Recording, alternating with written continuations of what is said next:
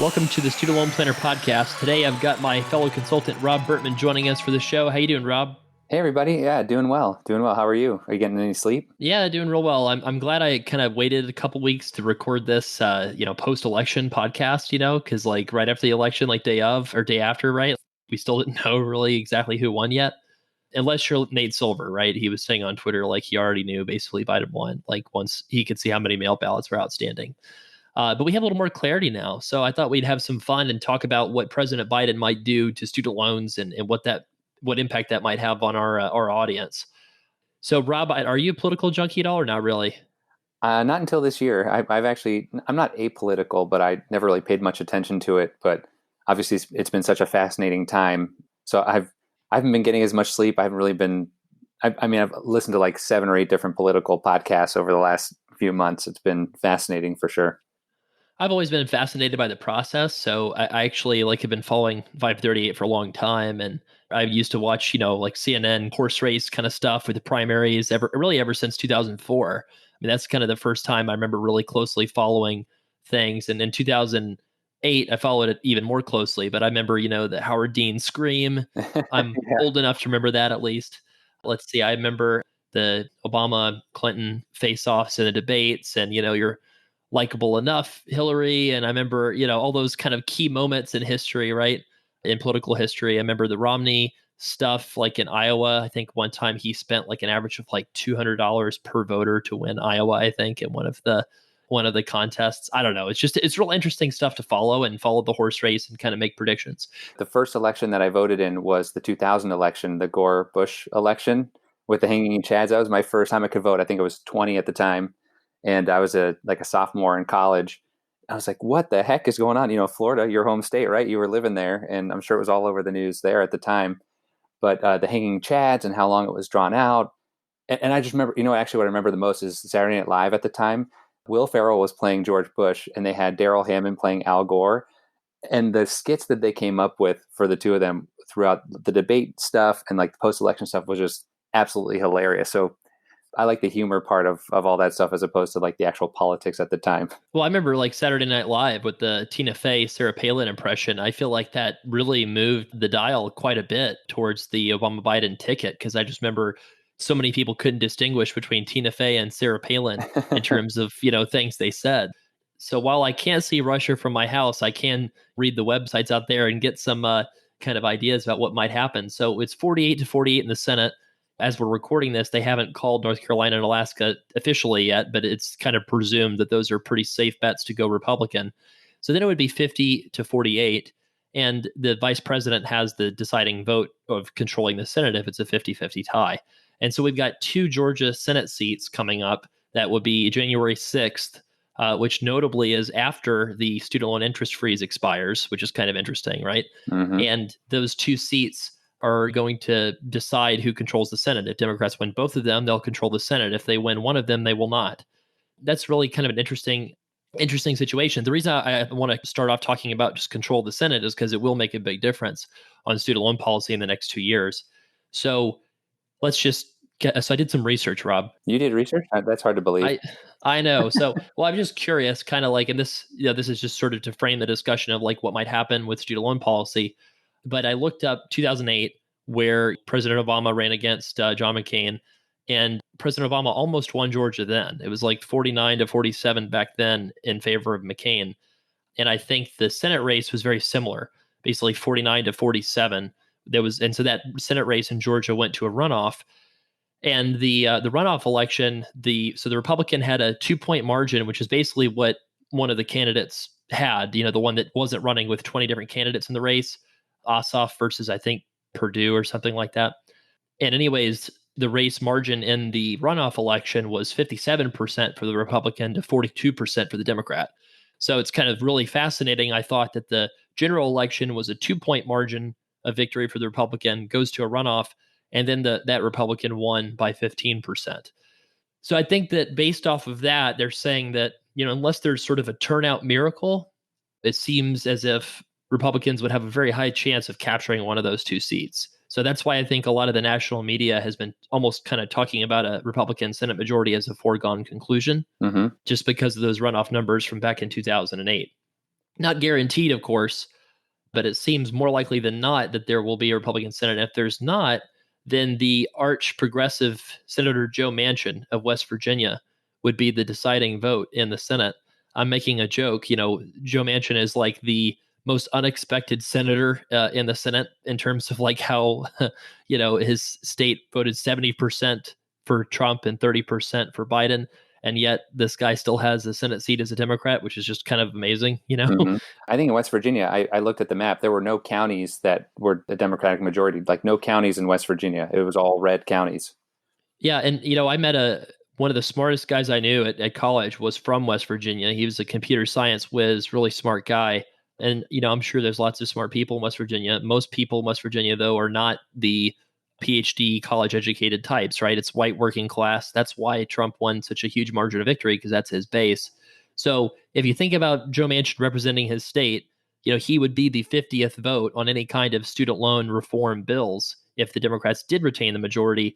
And you would imagine that he would not necessarily be raring to, just super excited about passing expanded student loan forgiveness bills and things like that with a state that's so heavily working class that would not really care about that too much. Hmm. So I think that even if you did have a 50-50 Senate, I think that, student loans would not necessarily be a priority animating issue for the Senate, no matter who ends up controlling it. So that's part of this discussion that I wanted to frame. So given that we have, a President Biden who is probably going to carry on the Obama Biden policies on student loans, right? Certainly, maybe you could look at it as those policies plus more of a progressive tint to it, because you do have a lot more powerful progressive wing in the Democratic Party now. So I'm going to read kind of 7 key things that I've written about on the site that might happen, or that President Biden might try to achieve. We can kind of talk through each one of them. So the 7 are bankruptcy discharge or allowing it, expanding forgiveness with new forgiveness plans, reducing what people can pay on IDR, increasing Pell Grants is number 4. 5 is eliminating taxes on forgiven loans. 6 is forgiving undergrad debt and making college free. And 7 is canceling somewhere between $10,000 to $50,000 for all student loan borrowers. So let's work through each one of those. So can you explain what a bankruptcy discharge on student loans is, and why it's not legal now, and what your thoughts are on maybe having that become something that people could do? Sure. So student loans, if someone has to declare bankruptcy, personal bankruptcy, student loans have a very, very low chance of getting forgiven, especially federal student debt and private student debt. No matter what someone's financial situation is, they can get rid of credit card debt, they can get rid of car debt, they can maybe get rid of their mortgage. I mean, at great cost, because you can't just, you have to give up the asset too. But student loans, there's been very little precedent for forgiveness in bankruptcy. I know Lauren just wrote an article about how there was one case that looked promising, but all in all, there's really no escape. Like with student loans, once you have them, you can't get rid of them, even in the most dire financial circumstances. Bankruptcy law is pretty complicated. I'm not a bankruptcy law expert. I'm not an attorney. I'm not a tax professional. But I can tell you that I would think that to pass something like that would be unlikely, because I don't see Congress rewriting bankruptcy laws to accommodate, just to add in student loans. There might have to be some other bankruptcy law reform. I don't know. What do you think? Well, I always get kind of a little amused how like the average person on the street's kind of like, Mitt Romney is a flip flopper, right? Because he was pro choice and then he was pro life or something, right? Or Kamala Harris is the most liberal senator in the United States Senate or something. And then therefore that predicts how she'll act as vice president. Neither one of those takes are correct. And same thing, Joe Biden was the senator from Delaware, was very much a strong proponent of making bankruptcy difficult to do, because Delaware is the capital of a lot of businesses and credit card companies, right? And Finance companies. Yep. yeah, and so people look at what people's positions were as senators or some other state, like a governor of a specific state. And what people have to realize is like politicians' jobs is to represent the place where they're from. And when you're president of the United States, you have to represent the entire United States, right? When you're, senator from California, obviously that person probably should be one of the most progressive senators in the Senate, because California is one of the most progressive states in the country. A Mitt Romney from Massachusetts is going to have to look different than a Mitt Romney that's trying to represent, the broad Republican Party nationally. Just as those things are true, I think that Joe Biden is going to be more leaning into the progressive view of this as a president because he's supposed to represent, the mainstream of the Democratic Party instead of the views of the credit card companies in Delaware, which might have a huge influence on a senator from Delaware. So I think that Joe Biden will be very much in favor of making bankruptcy a lot easier to obtain on student loans. The reason it's not is because student loans are unsecured credit. So Mm-hmm. if you made student loans completely unsecured and made it easy to discharge them in bankruptcy, that would make the required interest rate that people would need to have on student loans very, very high. And so that would be a reason why I don't necessarily think that this might happen, at least in a broad sense. Now, they could make it a little easier to do bankruptcy discharge, but with a Senate, and we're just going to assume for the purposes of this podcast that it's a Republican Senate just because it's easier to say that than 50-50 tie plus, VP deciding the vote. So I think that bankruptcy discharge law is not going to change all that much. I think that you're going to see something similar, and maybe you'll get like some clarifications where, at least it's more of a streamlined process to apply for bankruptcy discharge. But as of now, you have to prove that this undue hardship, where it's just like it's impossible, you have zero chance of ever paying this back. It's not just that it would be difficult; it's that you have to prove impossibility. So that's very hard to prove from a legal sense. So I don't think that bankruptcy discharge is going to get a lot easier for folks out there, unfortunately. Yeah, I mean, you make a good point because it is unsecured debt that people issuing private student debt or even federal student or the government issuing federal student debt, they're taking on a lot more risk because if it can just be discharged, then, 1 in 4 people with student loans are in default right now or something like that. Imagine 25% of the student debt being discharged out of bankruptcy. You'd have to see student loan interest rates go up into the teens, maybe, I would think. Yeah, and I don't want to say that we're not sympathetic to borrowers, and that's our job is to be sympathetic to borrowers, right? We just want to explain to people. Like I get this statement, I'm sure you've heard this all the time, Rob. They say, I can get a mortgage for 3%, so why is my student loan at 7? Mm-hmm. I mean, I hear that all the time. Now, if you're a dentist, yeah, that's a higher credit risk than you're really actually subject to. You're giving student loans to the person in America on average. And on average, if you look at what private student loans go for, those interest rates tend to be in the 10 percentile range. And that's with a cosigner, a decent credit-worthy cosigner, just because, your average private loan person is the average person in America. So, your 600, 700-ish FICO score, maybe a middle class income, right? That's who you're calibrating the student loan program to. And so with 6 or 7% interest rate on student loans, that as a private loan would be like a 8, 9, 10% interest rate. And that's with the existing bankruptcy code that makes it difficult to discharge student loans. So without that, I think you would see private student loan interest rates be more like credit card interest rates of 15, 20%. And then that would be really difficult to obtain credit. So I don't think they're going to do a whole lot on that. So let's maybe move on to number 2, which is they have discussed expanding forgiveness programs. Specifically, Joe Biden talked about making a new plan where you could have forgiveness happen in 5 years instead of 10. And a lot of people get real excited about that until you look at the details, right? So the details said that you would get $10,000 of forgiveness for each year of public service, up to $50,000 total by the 5th year. Now that's his campaign idea.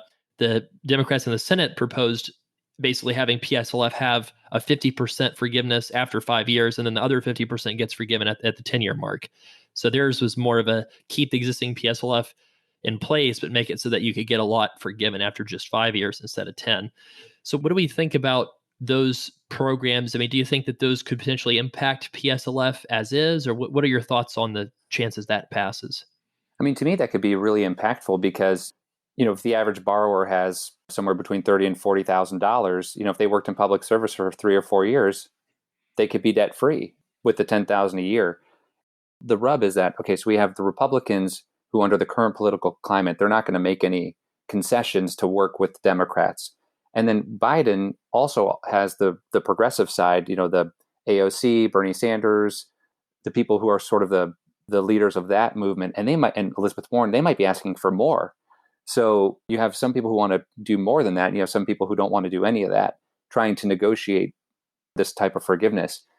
PSLF in its current form is pretty advantageous, but it's not as wide-reaching. I'd like to see, be more wide-reaching, but I think this is obviously more likely than bankruptcy, and I think it could be more effective because, like I said, you could have people get rid of their student debt within 5 years instead of 10. That could really catapult people into like much more solid financial footing. So I think it would be a good program to do. Costly, but probably effective.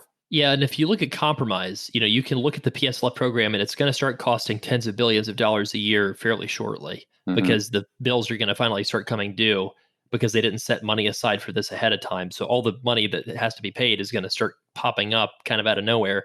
And so there's going to be a lot of pressure on the PSLF program when that starts to happen. And I think that the other thing is if you look at, people always say, well, PSLF, they want to take away forgiveness from teachers and firefighters and police officers. Well, that we know that that's not the case. When you change PSLF, you're really taking forgiveness away from lawyers, physicians, people that are high debt, high income. That's who's really getting the biggest benefit. So I think that what you might see is this 10,000 per year for up to 5 years of forgiveness for public service.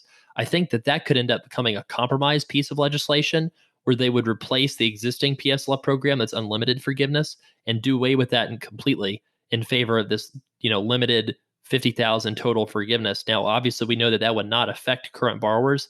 I would say that that's probably not as likely as just status quo. I actually think the status quo is much, much more likely than that.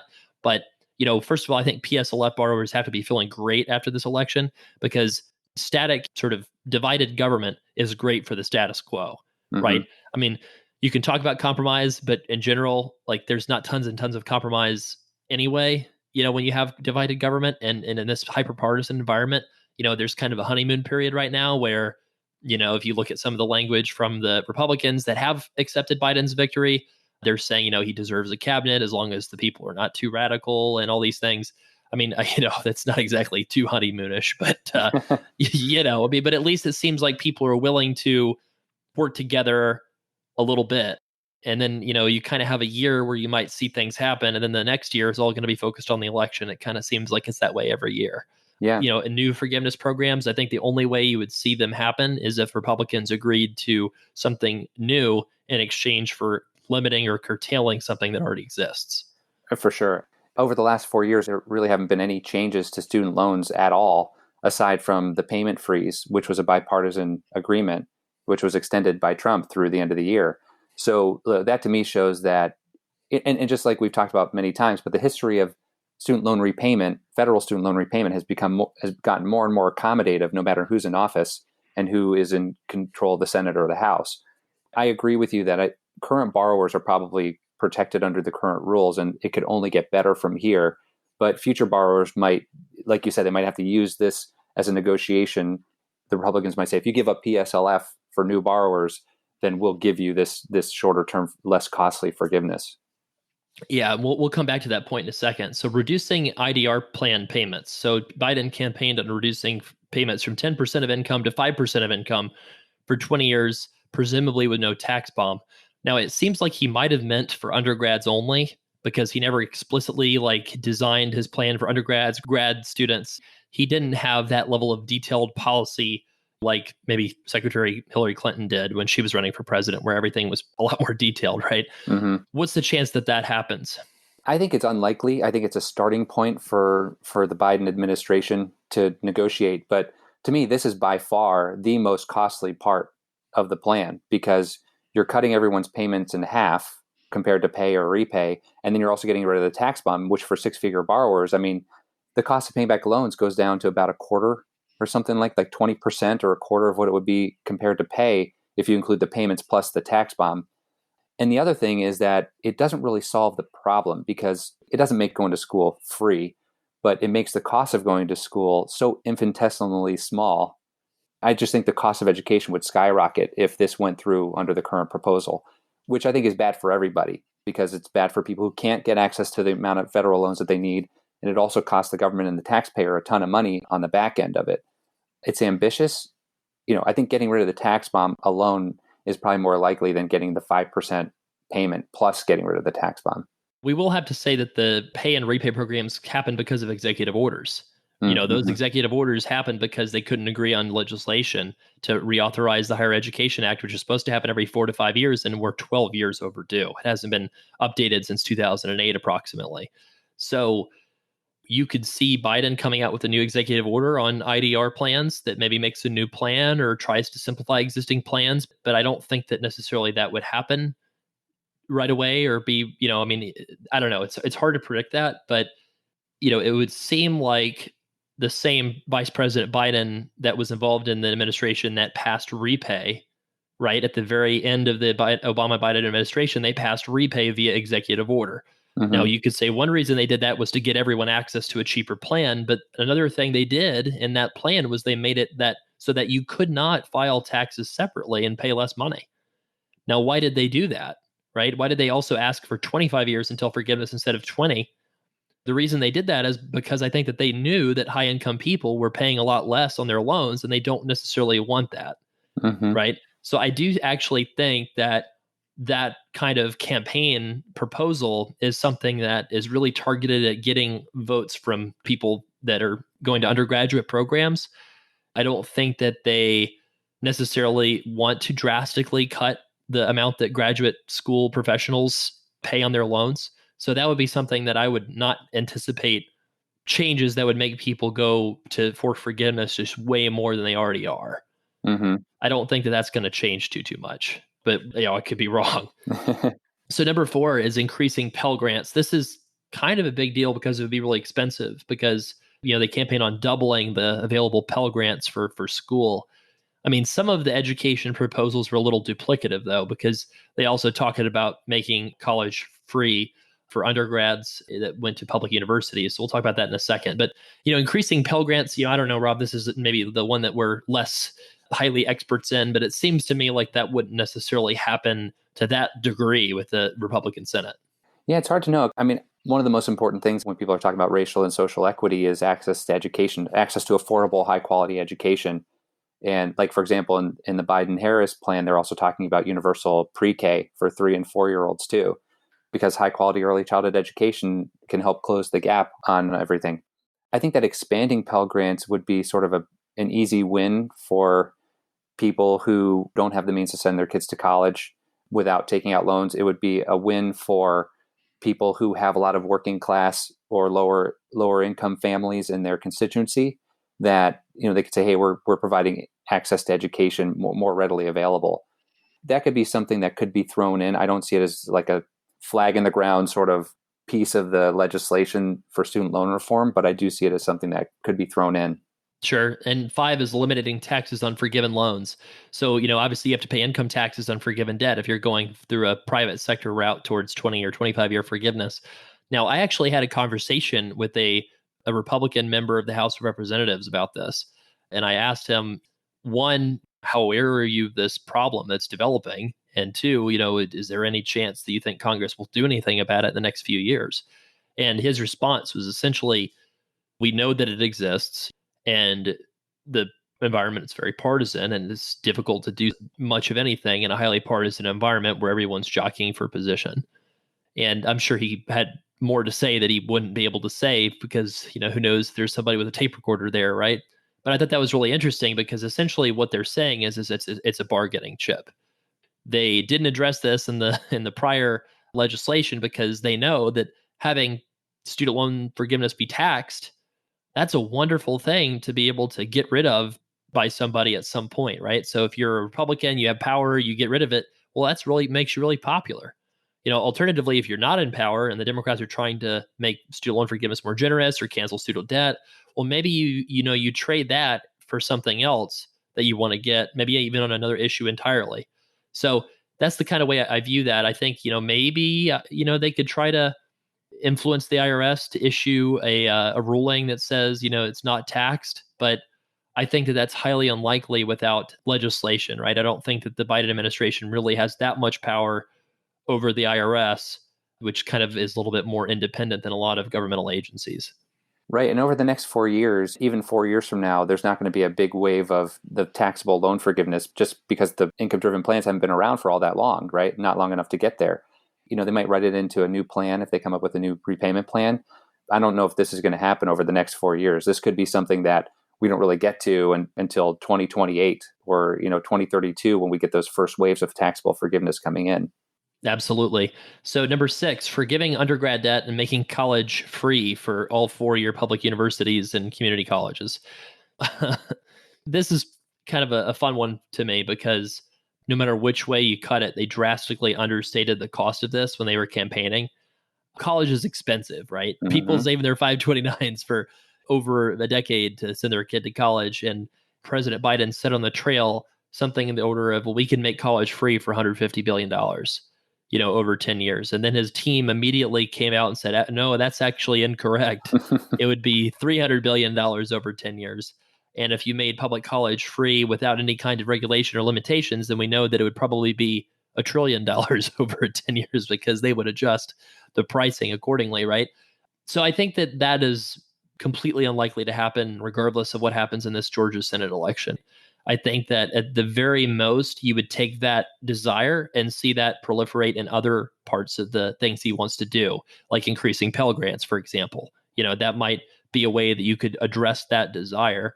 Maybe you try to cancel a little bit of student debt because he did want to say that he wanted to forgive all debt accrued from people from undergraduate programs. So we'll talk about that, I guess, in a second. But I mean, do you agree with that? I mean, do you think that there's any chance that they forgive student debt completely and make college free? I doubt it.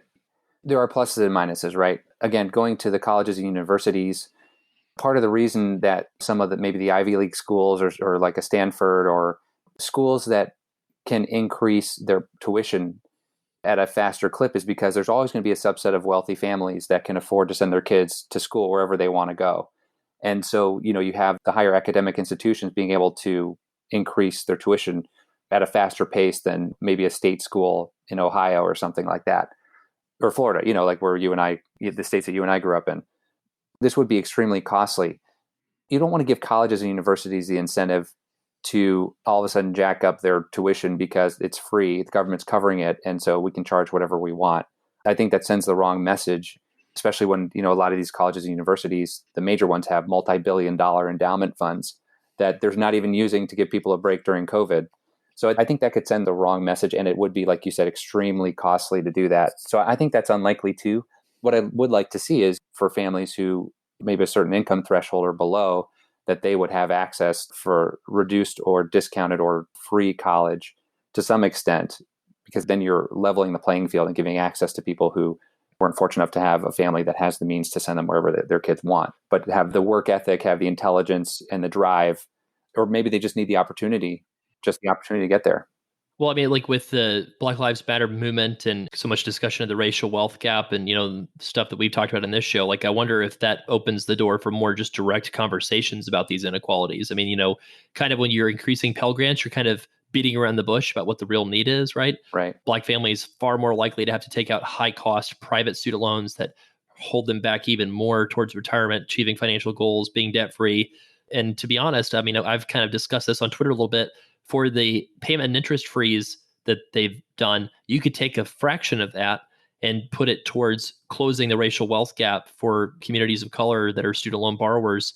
And you could have, in my opinion, probably bigger impact on society in terms of equality for a lower cost than what they've done with the payment and interest freeze, which disproportionately benefits, high income, high debt borrowers, which, by the way, that's you, listening to this show, probably, right? You obviously could fall into multiple categories, but, most likely you're highly educated, higher income than average. So feel free to send the hate mail to podcast@studentloanplanner.com. But it's interesting to think about what might happen with that. Yeah, it's the one thing that I can think of is the universities kind of might make like firing squads and start sniping at each other, because I'm just thinking back when I was in Philly, right? There was this school, I think it's a private school, St. Joe's University. I think it's like a Catholic school, kind of like a place where a lot of the local people would go. Good reputation among employers in the area, but it's a private school. And I think, it might cost some low to mid 5-figure amount per year. And then the public schools, like your Temple University, I think that's public. I'm not 100% sure, but they would be, roughly around the same cost, right? Mm-hmm. And so Temple and St. Joe's and Drexel and these sort of decent universities in the area would get you to similar employment outcomes. So now imagine what would happen to enrollment at this Catholic university if the public school downtown was free instead of about the same cost, and St. Joe's was, 100,000 over 4 years more than the other public school, right? So you would see one of two things. One, nobody would go to the private school, or more likely, all the people would apply to the public school and make the public school a lot more competitive, in which case you might see, depending on whether or not you're allowed to use affirmative action or anything, you could see a richer, wider population at the public schools taking advantage of this if they didn't have any kind of awareness of some kid coming from a suburban school district is going to be better prepared for college than a kid that grew up in an inner city school that's under resourced. So it's like a well-intentioned policy, but I just don't think that you could really do that in a way that wouldn't cause really bad external things that would happen. Do you know what I mean? Yeah, for sure. I mean, it'll be interesting to see too, because, Vice President-elect Kamala Harris, I mean, she went to an HBCU, she went to Howard University, and she is a great person to really take a look at this and see how can we bridge the education divide in America. And I think it'll be interesting to see what they come up with. But this kind of goes back to the way that I kind of weigh political opponents is I look at what their platforms are, and then I look at the likelihood of them being able to implement their policies. Because I'm an independent voter. I'm not a Republican or a Democrat. I try to vote for who I think is the best candidate. And I kind of look at their issues, and then I weigh the probabilities of what I think is likely to get done. So I think that free college and free community college is probably a non-starter. Like, it's probably not going to happen. But I do think, like you're saying, there might be these carve-outs to help bring families along, provide more opportunities for families who haven't really had them historically, but also making sure that we're not giving people a free pass. But like I said, it's tricky, right? Because we have the progressive wing of the Democratic Party, we have the more centrist wing of the Democratic Party, and then we have the Republican side. And given what a contentious election it's been, and even as we're going through this quote unquote transition cycle, it's not like anyone's making any friends right now on either party. Yeah. So they got big fish to fry. We got COVID, we got the economy. Small businesses are struggling, families are struggling, and they haven't even passed another stimulus bill yet as the time we're recording this. Yeah. I mean, student loans are pretty far down on the priority list, except for they don't want to rock the boat with having a bunch of people have to make payments in a bad economy. Like, that's something that we'll talk about in a second. Mm-hmm. Number 7, the last thing I was going to talk about is the canceling $10,000 to $50,000 for student loan borrowers. So if this had been like a progressive wave election, right? If we had had Senator Jamie Harrison from South Carolina, right? Just a dominant sweep by Democrats, and you're looking at 56, 57 seats in the Senate for Democrats with this election. I do think that we would be having serious conversations of not if they're going to do that, but how much is it going to be? But in the HEROES Act, which is the bill that the House Democrats tried to pass, that was $3.4 trillion back in, I think, I don't know, April, May. It was a big stimulus they tried to do. They wanted to cancel, I think, 10,000 of student debt for every American. And then they found, the CBO did an analysis, and that came out to about $300 billion over 10 years, which was way more expensive than they had anticipated. And that made the top line number look too high, that would make it susceptible to more political attacks, right? So they then scaled that down to say only 10K for struggling borrowers. And there's been discussion that President Biden could simply write an executive order and cancel $50,000 of debt for all borrowers with this, basically this section of the Higher Education Act that grants the Secretary of Education authority to waive all kinds of different terms for loans. So I've read a real interesting analysis out there that kind of says, well, the section that this in question probably actually doesn't give the Secretary of Education the authority to maybe even do what President Trump and Betsy DeVos did. In other words, the reason that they allowed that to happen was because, the Democrats believe that that's a section of the law that does allow them to cancel student debt. So obviously they're not going to challenge that. And then the Republicans think, well, we agree to this too, so we're just going to not challenge this. And so the real question would be, if Republicans decided to challenge executive authority over canceling student debt, would they win? That's the real question, I think, with this. And so they try to cancel debt with Joe Biden just sort of doing it by himself. 100% you would see a challenge that would go to the Supreme Court over this. And now the Republican appointed judges, they have a 6-3 majority in the Supreme Court. Seems to me that would be very unlikely that you would see any kind of for cancellation happen over this. But I could see this going to the Supreme Court. That would be really interesting if they just decided, well, let's do a 10K cancellation as sort of a test to see if this is a power that we have, and let's run it up to the Supreme Court. But it's certainly not going to impact most of our clients. Right. Yeah, I was going to say, I mean, most of the clients that we work with, 6-figure student loan borrowers, $10,000 is not going to do all that much. And even if it's $10,000, it saves maybe $4,000 on the tax bomb. And for PSLF, it doesn't save them any money. So it's kind of like, employers that are doing these repayment plans where they're not thinking about the payment plan and the track that someone's on in mind. Now, I don't think maybe Congress won't get as detailed as we would with our clients about the best strategies. But, if they said, let's take people who are making $60,000 or less, and let's cancel $10,000 of student debt, or like anyone who has 10,000 or less or 20,000 or less, let's cancel 10 of it. To me, that would be really life-changing for those families. But, if someone owes, you got a veterinarian who owes $250,000, it doesn't make a difference.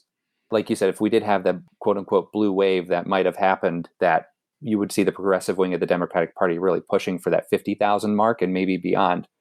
But we don't have that. And so the $10,000 would be nice for a lot of people who owe five figures in student debt. But it's hard to know what's going to happen because it doesn't seem like there's any willingness to work together yet. Yeah, so can I make a really terrible joke? So I'm a big University of Florida football fan, and they had this huge matchup with Florida versus Georgia, which is going to decide who goes to the championship for the SEC East, probably. The Florida colors are orange and blue. So, they really beat down Georgia. And so I made this joke with some friends. I was like, well, it didn't end up being a blue wave, but there was an orange and blue wave. Yeah. That's a really terrible, terrible joke, awful joke. So I apologize if that offended anyone. I just wanted to say that to wake people up because we're going to talk about refinancing now. In terms of the interest freeze, all eyes are on the interest freeze right now. I mean, everybody's trying to figure out, is Trump going to extend this December 1st? That he said he would do that in the election. Now that he's lost the election, I have to think that he would not extend it because I don't see any like electoral benefit to them doing that. The only thing I can think of is Senator McConnell did say that we have to do better with highly educated voters. That was one of his post-mortem comments, was that they have to have policies that appeal to the suburbs and the highly educated, affluent areas that really went hard towards Biden, that really delivered him the election in some regards. So, I guess I could see there being some support from Republicans if they think that's a policy that would help them appeal to highly educated people.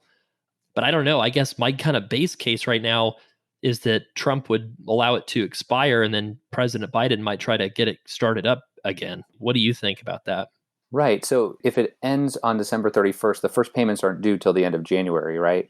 And then Biden takes office on January 20th. So it could be one of the first actions he takes is to continue the freeze, if depending on what kind of economic climate we're on. The way things are going now, with COVID and with more potential shutdowns in the winter before the transition of power, the official transition, I don't see how they could start it back up right now. I just feel like too many families are hurting. Plus, remember, you have holidays and people tend to spend a lot of money during December. So just from a consumer standpoint, most people, the clients, especially that I work with on the budgeting side, before they work with me, they build up massive credit card debt in December. And so imagine you have credit card debt from buying kids and family presents and doing whatever you do during the holidays. And then all of a sudden your student loans are turned on at the end of January while you're trying to pay your credit card bill. I think that pain for a lot of working class families, and even, actually not even working class, every family of all income levels, that could be a disaster for families. Anyway, and then depending on where the job market is and the economy, I kind of see that they would have to extend it. Now, I don't know if Trump is going to be the one to do it if he's a lame duck president, but Biden might do it as one of his first actions in his first week in office to extend that. The one problem, though, is the interest wouldn't necessarily just go away for the first 20 days of January if that happened. Mm-hmm. How would you like to be poor? We like to dunk on Fed loan servicing all the time here on this show, right? But imagine if you're poor Fed loan servicing and they're like, oh, charge interest for 20 days. And then somebody else comes in there and says, okay, now turn it off. And then they're 10 days away from having to auto debit millions of people. You know what I mean? Yeah. So I don't know. I could kind of see them. The thing is they don't have to pay for it. Like, because of these executive orders and the way they've been doing it, they don't have to go out and find money to like pay for it, which makes it a lot more likely that it'll happen because they haven't been having to pay for it up front through like congressional legislation. It seems to me that this would get left out of the stimulus bill if they can agree on one before the end of the year to try to pass something. They're trying to do that. So it seems like it gets left out of the stimulus bill more likely than not. And then probably you would see Biden try to extend it to September of 2021. Now, the Democrats have never talked about extending it past September of 2021 ever yet. And if that happens, like, I would assume that basically everyone would agree to have it start up in September 2021, like on both sides, just because of how long payments and interest have been suspended. This is really unprecedented.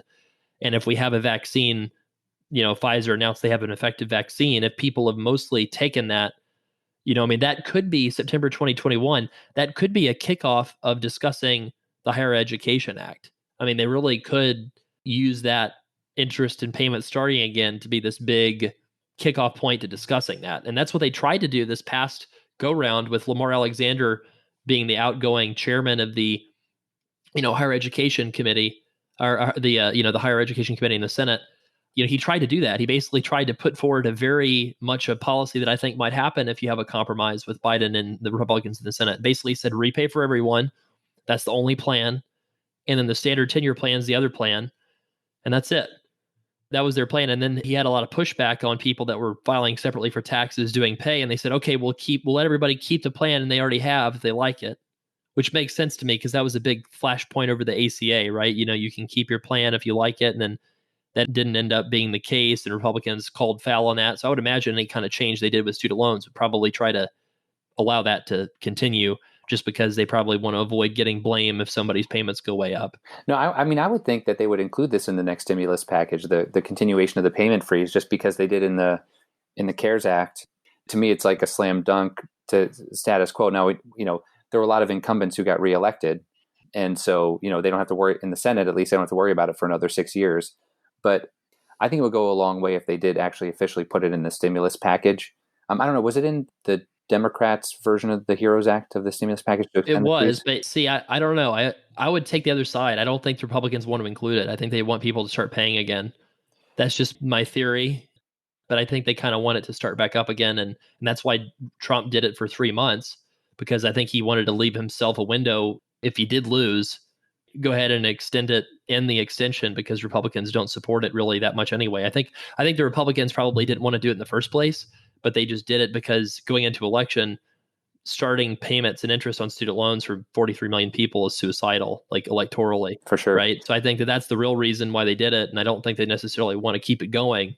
Trump could just decide to extend it because maybe it makes people like him more. I don't know. And we know that he likes people liking him. Right. So I don't know. It's hard to predict this one, really. Yeah, I guess we'll have to wait and see. I mean, and when we were talking about refinancing, so we could kind of pivot to that. So let's just say that you were going under the assumption that they're going to turn payments back on. Well, I guess maybe we could play two scenarios, right? If they turn payments back on December 31st, when should people refinance? Or if they extend it to September of 2021, when, how should people refinance? If it starts up in January and we have this 20-day thing where Biden might do an executive order day one to make the interest freeze go longer, I think I would see a lot of people should start applying around Christmas time, like around like Christmas, New Year's timeframe. Because remember, you have a refi deal that's good for 30 days. Once you get everything kind of signed and submitted and all the docs are good, the refi offer is good for 30 days. And so if you could get those deals all ready to go, and then you kind of see if Biden passes something in the first few days, if he doesn't pass something in the first few days of January when he's inaugurated, then nothing's happening. Because once that first payment goes out, that's it. There's no more payment and interest freeze, period. They're not going to do it again. That's kind of the free look, is that you apply and get an offer around like Christmas to New Year's time. And then you wait that 30 days just to kind of see, is he going to do something in the first few days of his flurry of executive orders? And then maybe wait up until the last second and then accept the offer, right? If you think that the payments and interest are going to start up again, then maybe you could start applying it even in early December for your federal loans, because the payments and interest freeze start. You have 30 days to wait and see. And then if you think it's going to end September 2021, which might be the most likely outcome, then you might wait and apply, that same logic until, September 1st is when you would start applying, around Labor Day, you would start applying heavily to refinance your federal student loans. Now, one idea that I had is, when should you refinance anyway, even if interest is 0%? Because that might seem like a stupid idea, right? Refinancing and paying interest instead of not paying interest. So let me explain when that could potentially make sense. If you are worried about interest rates increasing a lot, which we've talked about in the show before, we seem to think that that's not that big of a risk.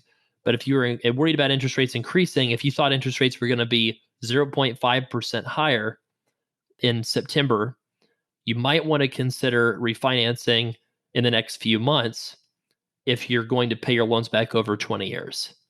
So in other words, if you're planning on paying your loans back over a really long period of time, then locking in something kind of low, even if you lose 0% interest for a few months, might be something that would be okay and worthwhile to do.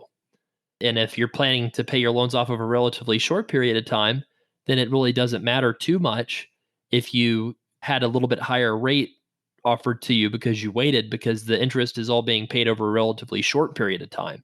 So, just as an example, I looked up like $100,000 refinance. If you lose out on a 0.5% higher rate for a 10-year, that costs you maybe about 3 grand. And if you lose out on a 0.5% interest rate on a 20-year, but that costs you maybe about 8 or 9 grand. And that's total, right?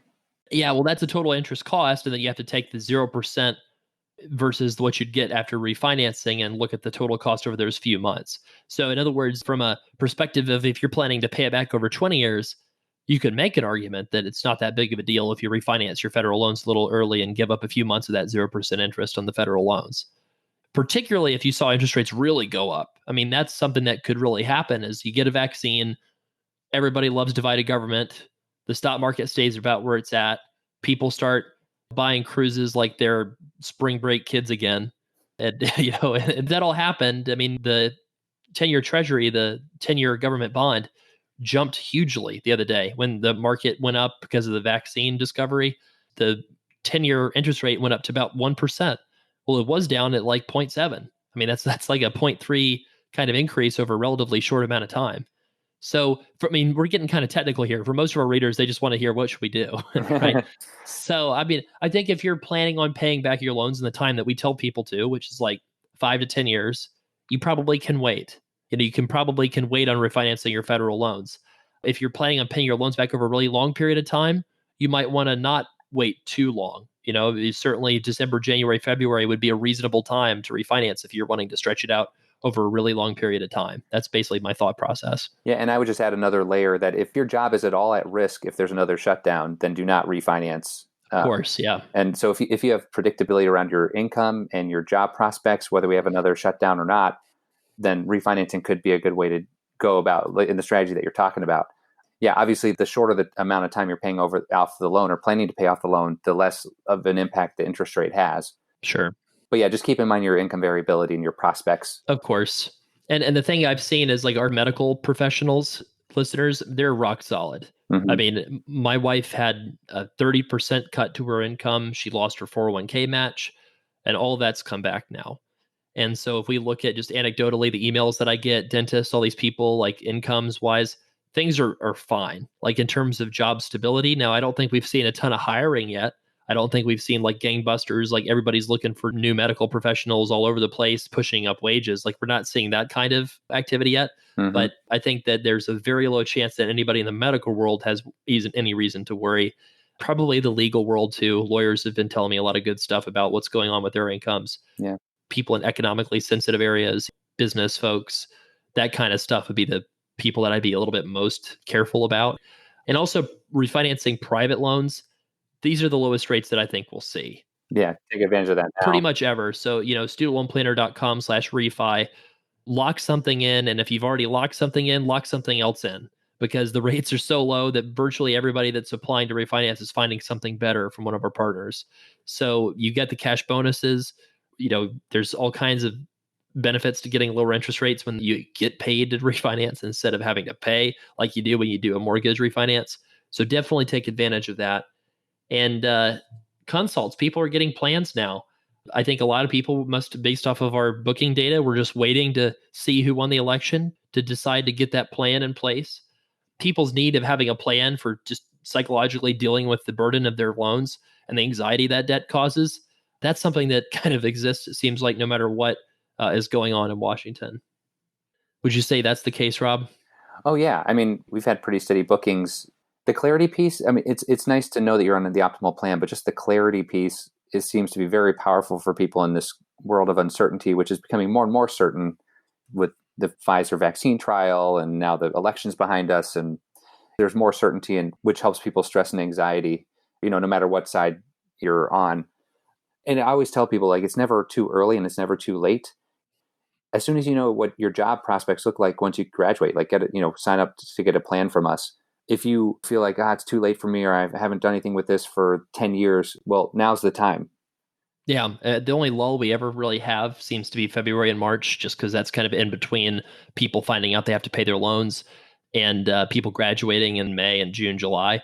But then who knows? Maybe that'll be a super busy time because maybe they'll force people to start making payments again. And whenever that does happen, we're probably not going to have very good availability because we can't just go out and hire 5 new consultants and make sure the quality is really high immediately. So thank you, folks, for booking plans too, just because you know that the plan's not going to really be different now versus when payments and interest start back up again. And that's when we're going to be a lot less available. So anyways, people can get plans, studentloanplanner.com/help if you know you need one. Any kind of parting thoughts, Rob, about student loans and what might happen after this election? Any parting wisdom?